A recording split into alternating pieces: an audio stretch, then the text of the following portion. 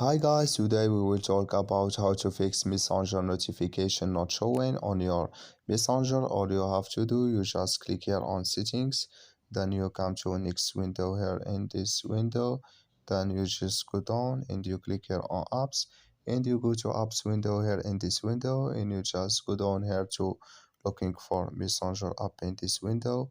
Then you just click here on Messenger and it's going to take you to next window here, then you just click here on force stop and you click here on OK and you go down and you click here on storage, then you come to storage window, you just click here on clear cache, then you click here on clear data and you just turn off your Wi-Fi and turn on it and it's going to work with you.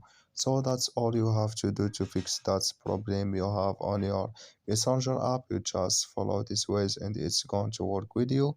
I wish now you are get it. Thank you for your watching. Don't forget to support us by like and subscribe and see you in next video.